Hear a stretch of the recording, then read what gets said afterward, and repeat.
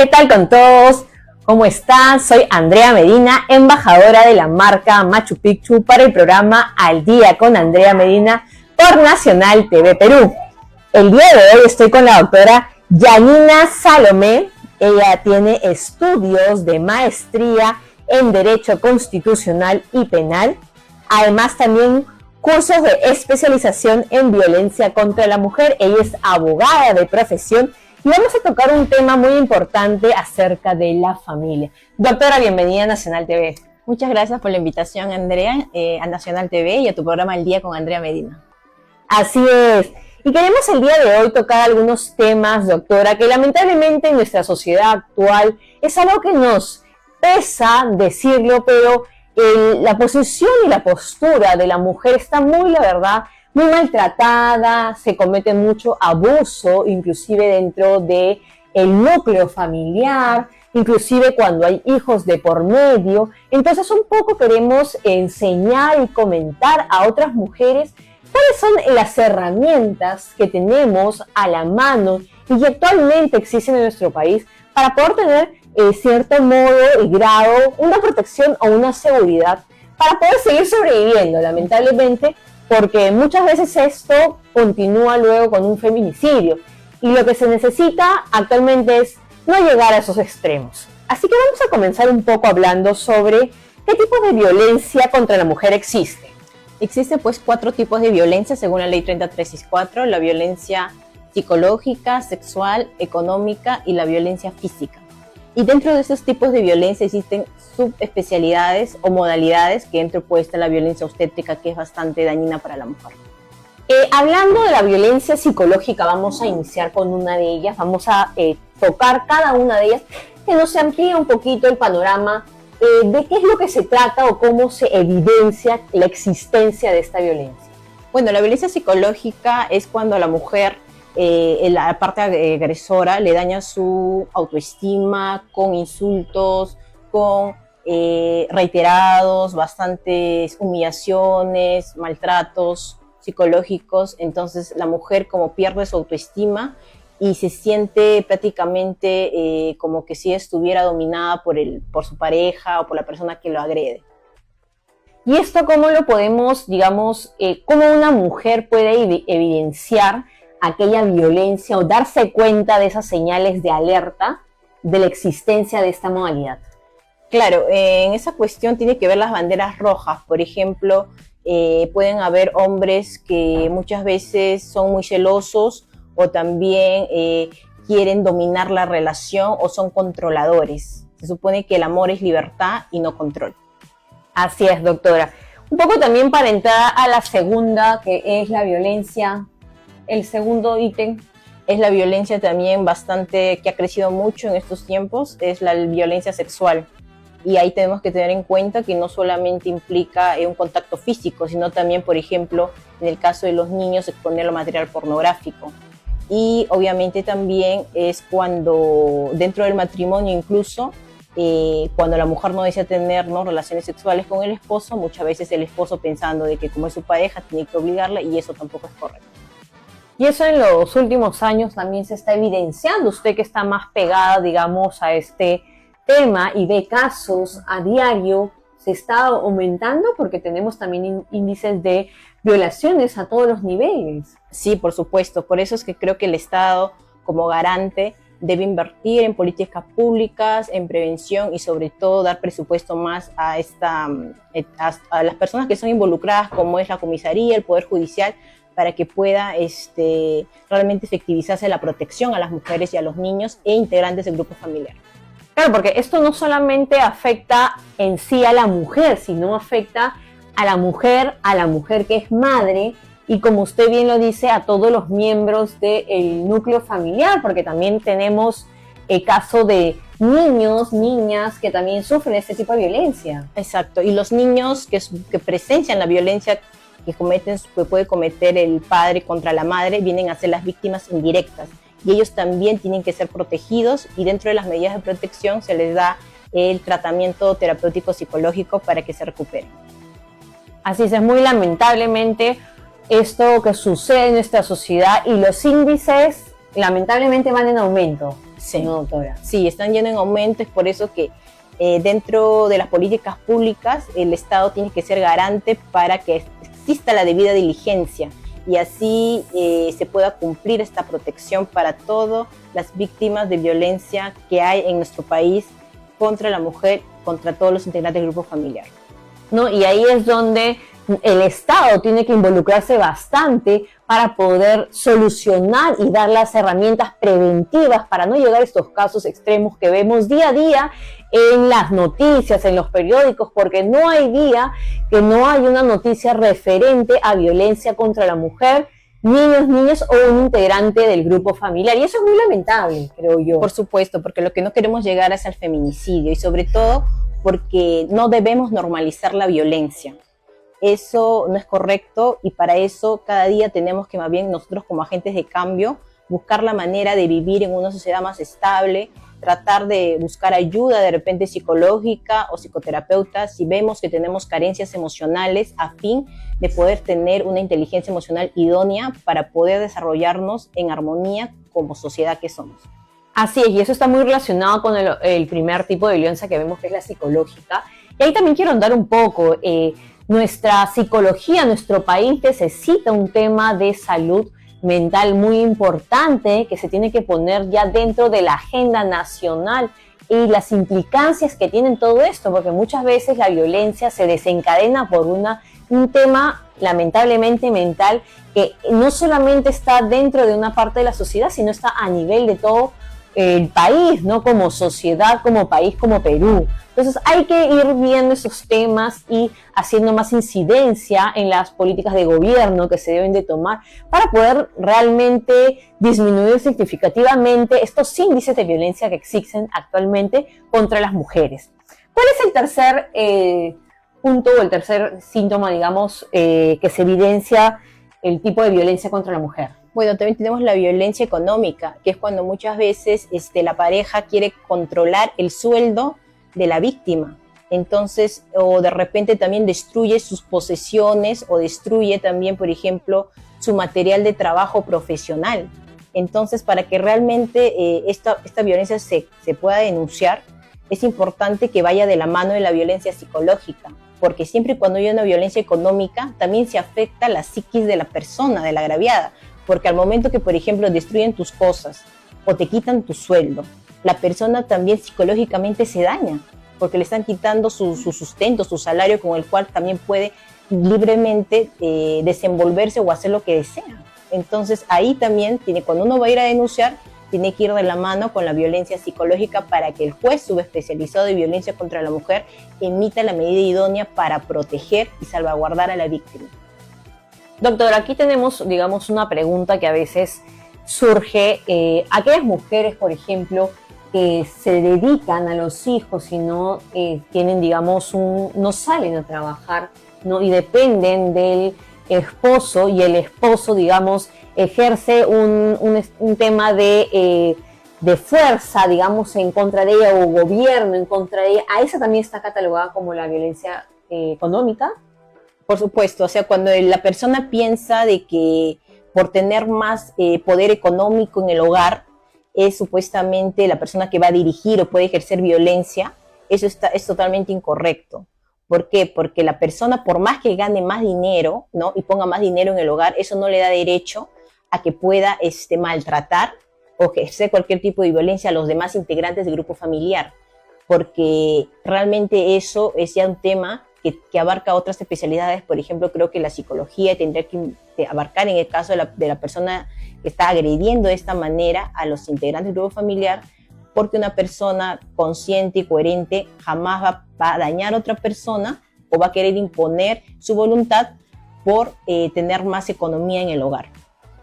Y no solamente eso, sino también esto conlleva a esta violencia, afecta no solamente a la mujer, sino en el caso de familias, porque ahorita, digamos, vemos a la mujer como una persona soltera, pero también tenemos las mujeres con hijos y en un núcleo familiar donde la mujer es maltratada económicamente, los que también se ven afectados son los menores, los niños, los que dependen de los padres, ¿no? Claro, por eso también cuando se emiten las medidas de protección, también se pide ahí, por ejemplo, para que la mujer tampoco no se quede desprotegida, medidas cautelares. Y dentro de esas medidas cautelares se puede pedir una pensión de alimentos anticipada provisionalmente, para que de esa manera también subsistan mientras el agresor se va, también de. Obviamente eso es provisional. Luego también la persona tiene que ir a un juzgado especializado de alimentos, que sería de paz letrado, para que emita su respectiva demanda de alimentos. Pero es obviamente también recordar de que esta violencia afecta a todos los miembros del hogar, porque si bien es cierto puede ser contra la madre, pero los hijos también están presentes y escuchan, y entonces se convierten en víctimas indirectas y entonces también son dañados. Y estos niños van a ir al colegio y pueden ser posibles personas también que violenten dentro del colegio, y ahí se genera el llamado que nosotros conocemos, que es el bullying. Y el bullying pues nos hace daño como sociedad, porque tus hijos más tarde pueden estar en ese colegio de ese niño que es agresor de otro niño, y no sabemos por qué, y es justamente porque en casa hay violencia. Entonces el niño que es violentado o que ve violencia va a ser un futuro ser humano violento, ya sea en el colegio o cuando sea adulto. Es por eso que tenemos que prevenir, para que esto no pase y no nos afecte a todos como sociedad. Es por eso que la ley 36364 no se permite la conciliación ni el desistimiento de la denuncia, porque justamente esto es un tema de salud pública, es un tema mundial que realmente nos afecta a todos como sociedad. Así es. Lo que usted dice realmente es bastante importante, doctora Yanina, porque nosotros ahí vemos la cadena, de dónde parte prácticamente este problema y cómo se desencadena a lo largo de las distintas esferas de la sociedad, ¿no? En una familia, en un núcleo familiar donde existe violencia contra, por ejemplo, en este caso la madre, ¿no? Y en ese núcleo familiar existen hijos, los hijos van a presenciar este tipo de violencia, y esto va a desencadenar mañana más tarde un comportamiento determinado, lo que va a generar también un comportamiento en el colegio, y así se va a generar una cadena de este tipo de cosas a lo largo de toda nuestra sociedad. Y lo que buscamos es precisamente llegar a los niveles de prevención desde el hogar, desde la pareja, prácticamente, inclusive decimos desde que una mujer y un hombre se conocen, ¿no? Acá lo que se tiene que también es saber que las mujeres sepamos cuáles son nuestros derechos como mujeres y qué podemos nosotros evidenciar y denunciar rápidamente, más que todo evidenciar, porque una de las formas también cuando uno identifica que tiene un agresor con ella, un agresor en casa, es de prevención desde el hogar, desde la pareja, prácticamente, inclusive decimos desde que una mujer y un hombre se conocen, ¿no? Acá lo que se tiene que también es saber que las mujeres sepamos cuáles son nuestros derechos como mujeres y qué podemos nosotros evidenciar y denunciar rápidamente, más que todo evidenciar, porque una de las formas también cuando uno identifica que tiene un agresor con ella, un agresor en casa, esas son como lo que usted dice, las banderas rojas, determinadas acciones, captarlas y alejarse, ¿no? Alejarse de esa persona para evitar mañana más tarde el desencadenamiento de ciertas cosas que van a suceder cuando ya vengan los niños, los hijos, y de ahí todo se vuelva una cadena y afecte no solamente ya a la familia, sino empiece a salirse y desbordarse en la sociedad. Doctora, ¿cuál es el tercer tipo de violencia el cuarto, perdón? Bueno, hemos hablado de la violencia primero psicológica, luego hemos hablado de la violencia sexual, económica. Y terminaremos con la violencia física. La violencia física es pues todo menoscabo a la integridad física de la persona, de la agraviada. En este caso pueden ser golpes, patadas, incluso una cachetada, que muchas veces no deja lesión, pero por eso no deja de ser una violencia física, porque ya hay, o también un jalón de cabello, que muchas veces no deja una lesión cuando va a un certificado médico legal o a un perito, pero es una violencia física que también se puede denunciar, sobre todo porque afecta a tu integridad, ¿no? Y también recordemos que ya la violencia física y la violencia psicológica también está tipificado como delitos dentro del Código Penal. Ese yo creo que es el último grado de violencia, el más fuerte, que ya significa o evidencia ya abiertamente que existe un problema ya de violencia en el hogar, un problema de violencia en la pareja, o simplemente la violencia entre un hombre y una mujer, porque ya llegar, como se dice, a afectar la integridad física de otra persona, de otro ser humano, ya estamos hablando de otros niveles, ya no solamente psicológico a distancia, es económico, esto es mío, dame para acá, tampoco ya el tema sexual también es bastante grave, pero ya cuando afecta podemos llevar entonces acá al punto del feminicidio. Exacto, podemos llegar a la última etapa del ciclo de violencia a la cual no queremos llegar, que es el feminicidio. La violencia tiene un ciclo que empieza con una violencia física, luego se sube una violencia psicológica y en la última etapa pues viene a ser ya el feminicidio, a lo que no queremos llegar porque se afectan derechos humanos esenciales del ser humano, como es la dignidad, ¿no? Como es la integridad, la libertad de la persona. Así es, doctora. Bueno, vamos a pasar entonces a un poco la siguiente pregunta. ¿Cómo podemos luchar contra este mal de la sociedad? ¿Qué podemos hacer en primer lugar como mujeres para poder empezar a trabajar, digamos, en contra de este mal que día a día se agranda? Porque lamentablemente los índices no van en disminución, sino van en aumento. Claro, los índices van en aumento y a nivel mundial, y muchas veces las estadísticas no demuestran que realmente cuántos casos de violencia hay, porque hay muchas mujeres dentro del interior del país que no denuncian, porque estas charlas o este tipo de entrevistas no llegan a ellas, porque muchas mujeres del Perú profundo no tienen un celular, incluso no tienen internet, entonces permiten la violencia porque desconocen sus derechos y se vulneran sus derechos humanos como personas que son también. Entonces yo creo que hay que trabajar, como bien también lo dijo ONU Mujeres, con la niñez, desde la prevención. Porque cuando los niños se les educa con valores, se les educa sin machismo, se les educa sin violencia, estos niños van a ser los futuros ciudadanos que van a estar en la sociedad. Y son niños que se han desarrollado de manera integral, con una salud mental idónea, van a ser ciudadanos de bien, ciudadanos coherentes, ciudadanos empáticos que realmente se ayuden mutuamente, ¿no? Como se dice, por el bien común. Como dijo también Aristóteles, habló también de los hombres o mujeres virtuosos que deben estar en la sociedad, ¿no? Lo cual obviamente era una utopía en ese tiempo, pero realmente es lo que nosotros debemos buscar, ese debe ser nuestro ideal. Y también yo creo que para prevenir los temas de violencia debemos trabajar con la escuela de padres, porque los padres son los que educan a los hijos. Así es. Entonces, si los padres son personas que se han capacitado en temas de inteligencia emocional, se han capacitado en cómo superar cada día, buscar su mejor versión, fortalecer sus virtudes y trabajar en sus defectos para ser mejor persona, porque obviamente nadie es perfecto, somos seres humanos, pero no está de más buscar cada día ser un mejor ciudadano, una mejor persona, trabajar en nuestros propios valores y también educarnos cómo criar a nuestros hijos de acuerdo a la edad y sobre todo prevenir de la mano de los niños cualquier tema de abuso sexual, y para eso también hay que transmitir confianza a los hijos, porque es un tema también alarmante que los índices han crecido en temas de niños en abuso sexual y hay que tener mucho cuidado en ello. Doctora, lo que usted ha mencionado es bastante cierto, es lamentable también lo que sucede a lo largo de nuestro país. Sin ir más lejos, la semana pasada hemos tenido conocimiento de un caso de una comunidad amazónica, Aguajún, en el cual hay más de 500 casos de violación sexual.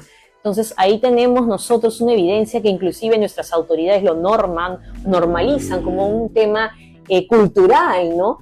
Que para uno es totalmente, realmente uno se sorprende y dice, esto no se puede normalizar. Y ahí es donde entramos el tema de la educación, los valores y también un poco enseñarle, ¿no?, a nuestros niños los derechos que tienen, ¿no? Muchas veces estuve leyendo un artículo que actualmente las niñas tienen mayor facilidad de poder expresarse cuando hay actos de violencia sexual, en este caso contra ellas, pero ¿qué pasa de los niños que también sufren violencia sexual? Este artículo científico nos decía que es más difícil que un niño cuente y comente que una niña lo haga, pero igualmente estamos viendo el atentado contra nuestros niños a nivel nacional. ¿Qué opina de ese caso realmente que a mí me ha impactado bastante porque tenemos un índice bastante alto de violencia en nuestro país? Yo creo que es tema también de cultura, porque lamentablemente en nuestro Perú y a nivel Latinoamérica prima mucho esa cultura machista, donde lamentablemente a los niños se les educa que sean fuertes, que no lloren. Todavía existen padres que de esa manera educan a sus hijos, entonces estos niños piensan que tienen que cohibir sus emociones porque si no, no están buscando su verdadera masculinidad. Entonces yo creo que hay que trabajar realmente en educación para los niños, mostrarles qué es masculino verdaderamente. Todos somos seres humanos, hombres y mujeres, tenemos que expresarnos porque tenemos sentimientos. Entonces yo creo que hay que trabajar con los niños para que ellos no crezcan así con esa cultura machista, ¿no? Y en eso, como reitero, con los padres. Y obviamente también tenemos que educarnos en temas de sensibilidad en este tema de violencia, porque no es posible que tratemos de hablar de esa manera de las mujeres, ¿no? Porque obviamente cualquier daño a la integridad física o psíquica o sexual de una mujer es una violación también a los derechos humanos. Entonces no podemos permitir ello, y aún si estos casos llegaran pues a instancias internacionales, el Perú incluso podría ser sancionado por no tener la debida diligencia de dentro, internamente, a nivel país, buscar la manera de garantizar los derechos fundamentales de las personas y sobre todo de las mujeres, que son parte de la población vulnerable y que debe tener una protección especial en nuestro Perú. ¿No? Y nosotros estamos hablando de los derechos fundamentales del ser humano. Exacto. Sea hombre o mujer, ¿no? En este caso niño o niña, estamos hablando de un derecho fundamental a la integridad, a la tranquilidad, a la salud, ¿no? Que lamentablemente en los últimos años se ha visto vulnerada, se ha visto los índices en aumento, y es algo que como se dice, nuestras políticas públicas tienen que cambiar, tiene que incidirse más en la prevención y en el trabajo, obviamente desde niños, pero también un poco en fiscalizar también a las entidades, por ejemplo, en este caso de que estamos hablando de los profesores, ¿no? Con algunos test psicológicos para evitar que este tipo de personas estén, digamos, relacionadas con personas tan vulnerables como son los niños, seres tan vulnerables, ¿no? Y una serie de medidas que se debería de tener como forma de prevención para no llegar a estos lamentables casos, doctora. Claro, en el caso, por ejemplo, cuando un profesor, que supuestamente es la persona que tiene que educar, ¿no?, a los niños, maltrata a los niños, que también ha habido casos, entonces en estos casos también se le abren procesos de contravención. ¿Por qué? Porque incluso se puede multar a estos colegios y también al mismo profesor por haber causado un daño a los niños, ¿no? Se supone que el profesor está para instruir, no está para dañar, ¿no? Incluso también está para supervisar que entre niños no se hagan bullying. Así es. Y a veces lo mismo, cuando por ejemplo suceden casos de bullying terribles que ha habido en nuestro país también, lamentables, que incluso con suicidios, y casos también que no llegan a las noticias. Entonces, ¿qué pasa? Los profesores, ¿dónde estuvieron? ¿Dónde estuvo el auxiliar? Muchas veces dice, porque suceden dentro del colegio. Entonces los padres dejan a los hijos en el colegio, ¿y quiénes son los garantes? Ya no son los padres, porque los padres ya dejaron a sus hijos en una institución público-privada. Los garantes son los profesores, son los directores, son los auxiliares que están en el colegio. Entonces, ellos también tienen que tener una salud mental idónea y también bastantes valores y sobre todo educación y cultura para que puedan realmente ser por vocación de servicio, ayudar a los niños a formarse en todo sentido, ¿no? Y también deben dictarse pues las clases de educación cívica, porque ahí justamente es donde van a enseñar a los niños sus derechos fundamentales, sus derechos constitucionales, la Constitución Política del Perú, para que ellos sepan cuáles son sus derechos y qué no deben permitir que se les vulneren, ¿no? En este caso su dignidad, su integridad física, psíquica, para que ellos crezcan integralmente, porque los niños tienen que ser protegidos. Incluso a nivel internacional tenemos la Convención del Niño, donde dice que prima el interés superior del niño, que quiere decir que tanto en ambiente público como privado, el niño tiene que ser protegido en todo sentido. Así es, doctora. Tenemos otra pregunta. ¿Cuáles son las medidas de protección que existen actualmente, que podemos utilizar tanto las mujeres como también utilizar para los miembros del núcleo familiar? Sí, según la ley 3364, no hay medidas específicas, pero porque es número apertus, que quiere decir que pueden darse muchas medidas singulares de acuerdo a cada caso concreto, pero las básicas es, por ejemplo, el cese de todo tipo de violencia física o psicológica por parte del agresor a favor de la víctima, Esta es la medida básica, pero después, de acuerdo a cada caso en concreto, se puede dar medidas de protección, por ejemplo, incluso de retiro de hogar del agresor, que también está en la ley, a pesar que el agresor sea incluso propietario del hogar. Ya la ley, en eso ha habido una modificación, que también se puede retirar cuando la agraviada no tenga dónde ir. Incluso también ya se han creado también albergues para las víctimas de violencia contra la mujer, para que también ahí se les puedan acoger cuando ellas no tienen dónde ir, cuando son víctimas de violencia, porque muchas veces las mujeres también, como no tienen a dónde ir, entonces aguantan esa violencia dentro del hogar porque piensan que como el dueño del hogar es el agresor, entonces ¿a dónde me voy? Él tiene derecho a quedarse ahí y yo irme, pero ya la ley cambió. Entonces recordemos que hay retiro de hogar del agresor también como medida de protección. Tenemos también como medida de protección, por ejemplo, el distanciamiento también. El distanciamiento y dependiendo de cuántos metros, ¿no?, de la víctima. Incluso también tenemos el botón de pánico para que también avise ahí a la comisaría más cercana a su domicilio, y la mujer que está siendo agraviada pueda llegar a la comisaría o la policía a poder defenderla mediante su dispositivo de celular. Entonces hay muchas medidas de protección, pero lo importante es que el juez subespecializado de violencia contra la mujer dé la medida idónea a fin de salvaguardar a la víctima. Y para eso tenemos que ver cada caso en concreto. Recordemos que también no solamente el juez puede emitir medidas de protección, sino también puede emitir medidas cautelares. Entonces, dentro de las medidas cautelares también es muy importante porque puede darle la tenencia provisional, puede incluso dar también un régimen de visitas o quitarle incluso un régimen de visitas provisionalmente si en caso amerita, cuando el mismo padre violente incluso sexualmente a la víctima que pueden ser sus hijos. Tenemos entonces, según el caso que exista de violencia contra la mujer o miembros del núcleo familiar, se establecen estas medidas de protección existentes en la actualidad. Exacto. Doctora, yo he escuchado muchos casos y he podido conversar con muchas mujeres en las cuales ellas a veces no denuncian porque el agresor es el proveedor del hogar. ¿Qué recomendaciones se puede dar a este grupo de mujeres que muchas veces dependen, en este caso económicamente, del agresor? Y el agresor se empodera debido a que es el proveedor económico y sigue maltratando. En este caso, justamente ahí también la juez especializada de violencia contra la mujer le pide al agresor o le ordena al agresor dentro de su auto final, que es una medida de protección, que le dé una subvención económica a la agraviada cuando amerite. Entonces, de esa manera, y si tiene hijos, aún más, para que ella pueda subsistir cuando ella demuestra que no tiene un trabajo seguro o que, por ejemplo, ella se dedica a la casa o a criar a sus hijos. Y entonces, de esa manera, el agresor se aleja de ella porque puede darle la medida de protección de alejamiento y distanciamiento de la víctima, incluida también que le dé una subvención económica, ¿no?, para que de esa manera la mujer no se quede pues desprotegida económicamente. Eso también se puede dar provisionalmente.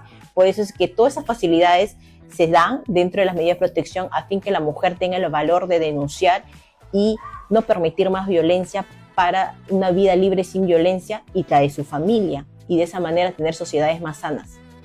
Así es, lo que usted menciona es bastante importante y es algo que hay que transmitirlo, comunicarlo y que más mujeres sepan acerca de estas medidas de protección, de esta legislación que existe en la actualidad que protege los derechos de las mujeres y de los hijos o en sí de los miembros del núcleo familiar, porque muchas veces por desconocimiento es que uno acepta la agresión, acepta inclusive convivir con el agresor.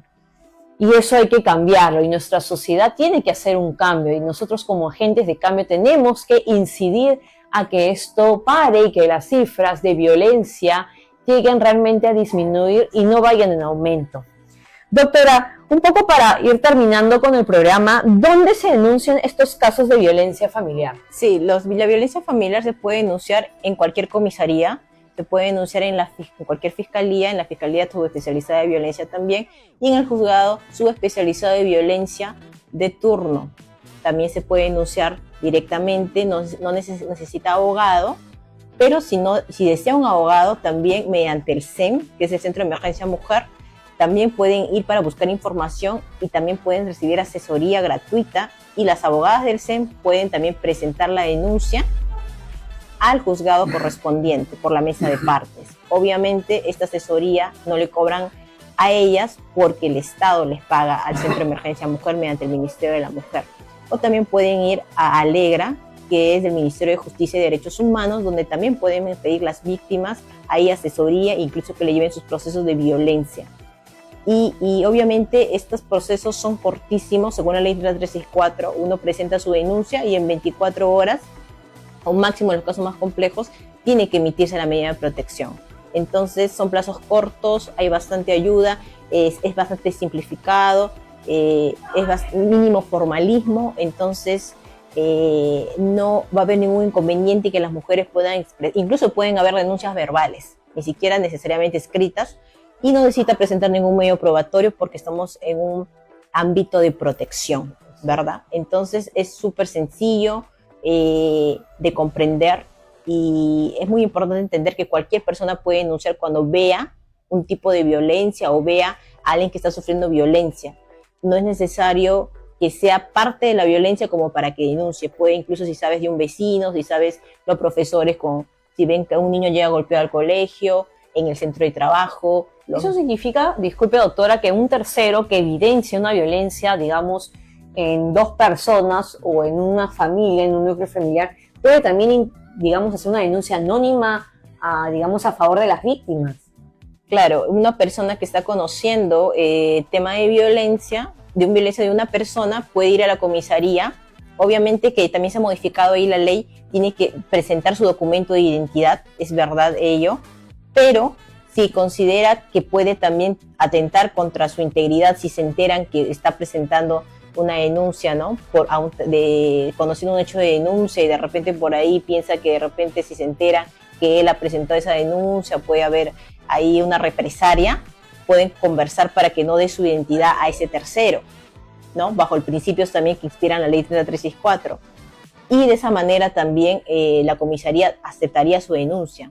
O sea, mejor dicho, se identifica con la comisaría bajo su DNI, pero no necesariamente tendrían que dar sus datos a las personas. No necesariamente queda registrado en el documento el dato de la persona que denuncia. Claro, para que haya, como se dice, una protección para ambas partes, no tanto para la policía, porque también hay personas que pueden denunciar por denunciar y al final no existe violencia. Entonces, más o menos para que haya también un control en ese sentido de que está identificado. Entonces, cuando él se identifica, también como que no puede estar jugando o mintiendo porque también saben sus datos, ¿verdad?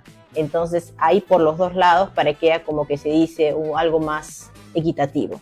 Pero sí se puede hacer también en ese sentido, sobre todo porque incluso cuando están en la calle y ven que alguien está sufriendo violencia, incluso también puede darse el arresto ciudadano y esa persona puede llevar a la comisaría más cercana para que esta persona sea pues también se abra un proceso de violencia contra la mujer. Sí. Qué interesante todo lo que nos ha comentado el día de hoy la doctora Yanina. Ella es especialista en violencia contra la mujer, ¿no? Los temas que hemos tocado son de suma importancia para todas aquellas personas que tengan, en realidad, para que tengan conocimiento acerca de estos temas, porque nadie está libre de sufrir violencia o de presenciar la violencia de algún otro familiar.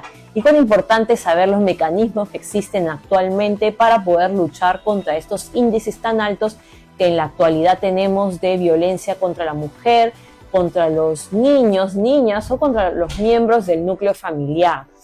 La verdad, doctora, es bastante lamentable a veces tocar estos temas, pero son nuestra realidad que vivimos día a día y son cosas que suceden y que tenemos que empezar nosotros, como se dice, a instruir a las demás mujeres, a la ciudadanía, para que puedan tomar las medidas y conozcan realmente cuáles son los derechos que se tienen. Bueno, le agradezco, no va a ser la primera vez que la vamos a tener acá, vamos a seguir tocando varios de estos temas en una siguiente oportunidad desde el ámbito psicológico, para un poco también ver cuáles son las repercusiones en las personas que reciben, digamos, que son violentadas, ¿no? Y cómo esto se desencadena a la sociedad, ¿no?